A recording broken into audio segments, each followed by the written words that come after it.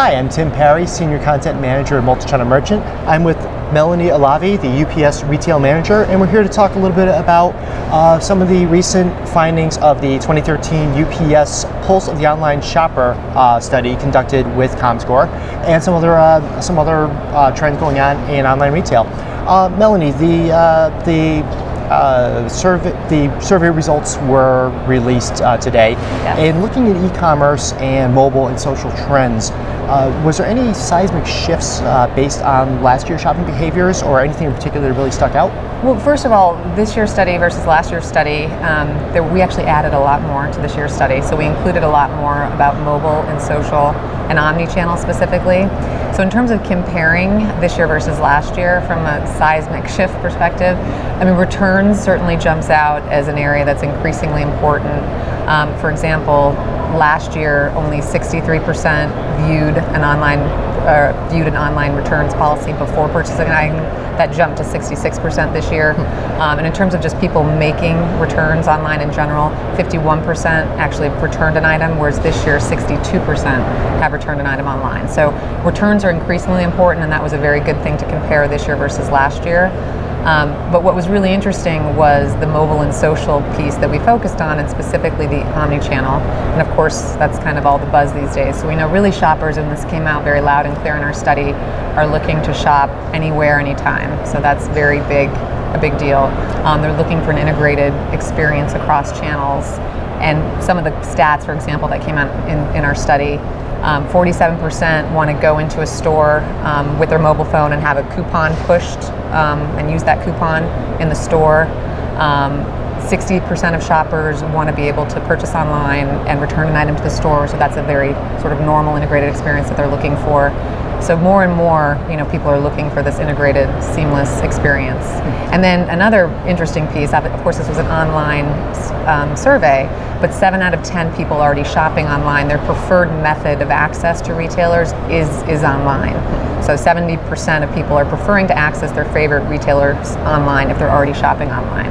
So that was sort of a surprise to us as well, just kind of indicating the ease of use and the convenience of online that we all know about is very much prevalent. Now, often when you get survey results back, they don't seem to mesh up with what your clients think. In this case, customer may want one thing and clients are thinking something else.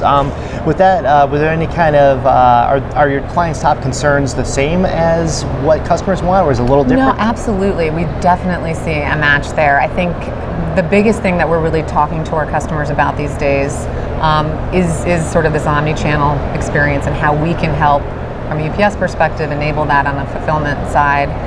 So they're asking us a lot of questions about our technologies and how we can integrate with them to facilitate that experience. So everything that we found in terms of consumers' desires to have this integrated experience, to be able to pick up in store, ship from store, that kind of integrated experience, or have a mobile phone in a store and match that, our clients are certainly asking us about.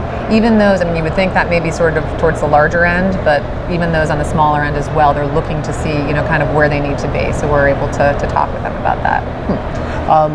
We talked a little bit about returns, and also the holiday season is really fast approaching. I know. What about online returns? What do merchants need to do to get themselves ready for this post-holiday onslaught? Well, returns, again, like I mentioned, that came out as increasingly important to look at. We do other studies, actually, even outside of this. We've kind of looked at in terms of how consumers reward retailers for having a very clear and easy to understand returns policy.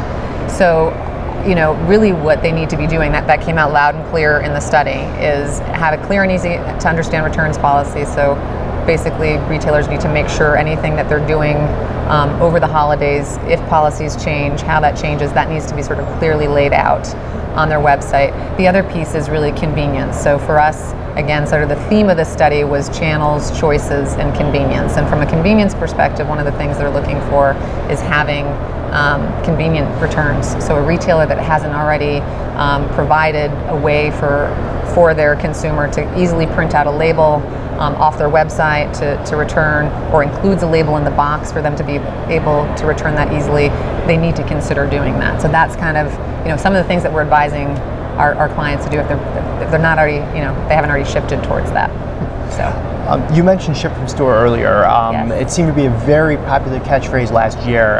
Macy's was praising it up and down the aisle about how that's really helped them to clear out some merchandise and to save on some of their shipping costs as well. Do you think that ship from store is something that's going to be here to stay, or is this like a fad that the bigger box merchants are grabbing onto right now? No, we absolutely think it's here to stay. I mean, from a true omni-channel optimizing inventory standpoint, this makes so much sense for retailers to be able to optimize their inventory, minimize markdowns, having that ability to ship from their store and be closer to their customer. They avoid so many lost sales and ultimately more markdowns. It makes complete sense. And those that aren't doing that, I mean, obviously there's some that don't have as many stores as others. So these are larger retailers that have a larger store network. But yeah, absolutely, we see that that's something that's here to stay. Finally, we wrote, I think last week, about Fairy Tale Brownies and how UPS helped them save about $15,000 in annual shipping costs. And I saw the release today as well, or the case study about Skull Candy too. It's having significant savings. Does this mean that all smaller merchants are able to save on shipping costs, or is this something that's based on like case by case or even product by product?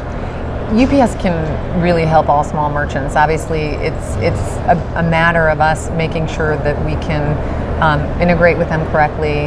At a very minimum, we're certainly saving them costs as it relates to making them more efficient from a shipping perspective. There's so many things that we can do, little things, just from an integration perspective, that saves them lots of time and then ultimately money. So absolutely, we think that it's a matter of us just being able to get to those online smaller merchants and being able to show them where the savings are. Excellent. Well, Melanie, thank you very much for your time today, and enjoy the rest of IRCE 2013. Thank you so much. Right. Very nice to meet you. Thank you.